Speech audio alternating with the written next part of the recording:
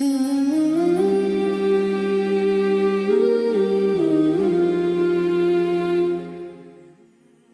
علیکم ورحمۃ اللہ وبرکاتہ my dear brothers and sisters and welcome to a new program. ہمارا یہ بڑا اسپیشل پروگرام ہے, اس کا نام ہے اوتھینٹک وظیفے, اور اس میں ہم لوگ انشاءاللہ آپ کے سامنے وہ وظائف اور وہ اذکار پیش کریں گے جو کہ نبی کریم صلی اللہ علیہ وسلم سے مسنون ہیں, ہم تک پہنچے اور ہر قسم کے مسئلے مسائل کو ڈیل کرنے کے لیے ہمارے لیے ہیلپ فل ثابت ہو سکتے ہیں. آج انشاءاللہ میں آپ کے سامنے سورہ فاتحہ کے بارے میں کچھ بات عرض کروں گا. صحیح بخاری کی کتاب الطب کے اندر یہ حدیث موجود ہے جہاں پہ صحابہ نے ایک دفعہ ایک جگہ پر سفر کر رہے تھے تو ایک قبیلے کے پاس جا پہنچے اور ان سے کچھ ریکویسٹ کی کہ ہمیں کچھ کھانے پینے کے لیے کچھ سامان ہمیں دے دیا جائے, کیونکہ ظاہری بات ہے مسافر تھے. اچھا, ان لوگوں نے ان کو انکار کر دیا کہ نہیں جی ہم کچھ نہیں آپ کو دے سکتے.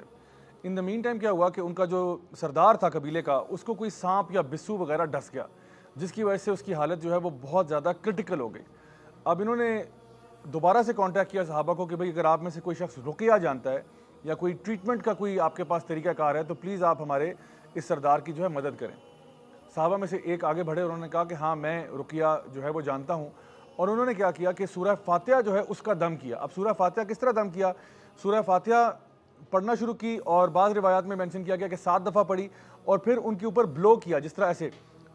کر کے, یعنی کہ جس طرح اس میں پھونکنا بھی نہیں ہے اور تھوکنا بھی نہیں ہے, دونوں کی بیچ کی ایک چیز ہے جو آپ نے پڑھ کے ان کے اوپر اس طرح سے بلو کیا, اور کچھ ہی دیر کے بعد وہ شخص جو ہے وہ بالکل صحت یاب ہو گیا. اب لوگ جو ہے وہ اتنا خوش ہوئے کہ انہوں نے ان کو ایز اے گفٹ کہہ لیں یا ایز اے ریوارڈ کہہ لیں, ایک پورا بکریوں کا جو ریوڑ ہے وہ تحفے میں دے دیا. صحابہ یہ معاملہ لے کر نبی کریم صلی اللہ علیہ وسلم کے پاس گئے اور سوال کیا کہ ایک تو یہ کہ کیا اس طرح سے دم کرنا صحیح تھا, تو اس پہ تو آپ صلی اللہ علیہ وسلم نے فرمایا کہ ہاں یہ ٹھیک تھا. دوسرا سوال یہ پوچھا کہ کیا کوئی قرآن پڑھنے کے عوض کوئی معاوضہ لیا جا سکتا ہے, تو اس میں بھی نبی کریم صلی اللہ علیہ وسلم نے مسکرا کر کہا کہ ہاں لیا جا سکتا ہے. تو اب ہمیں جو چیز اس سے سیکھنے کو ملتی ہے خاص طور پہ وہ یہ ہے کہ بہت سارے جو وظیفے ہم تک پہنچتے ہیں ان میں سے ایک بہترین وظیفہ جو ہے وہ سورہ فاتحہ کا دم کرنا ہے. یعنی کوئی انسان بھی کسی بیماری میں مبتلا ہو, کوئی کسی تکلیف میں مبتلا ہو, یا کوئی شخص بھی کسی چیز حتیٰ کہ زہر سے یعنی ڈس گیا ہو, تو آپ سورہ فاتحہ کا دم کر سکتے ہیں. عمر بن الخطاب رضی اللہ عنہ جو ہیں وہ کوئی کسی قسم کا دم نہیں کیا کرتے تھے سوائے اس کے کہ وہ سورہ فاتحہ پڑھا کرتے تھے. تو انشاءاللہ اگر ہمیں خدا نہ خواستہ کبھی زندگی میں کوئی تکلیف ہو, یا ہمارے گھر والوں کو یا ہمارے فیملی میں یا فرینڈز میں کسی کو کوئی پرابلم ہو یا تکلیف ہو, تو اس کو انشاءاللہ تعالیٰ سورہ فاتحہ کا دم کیا جا سکتا ہے. لیکن یاد رکھیے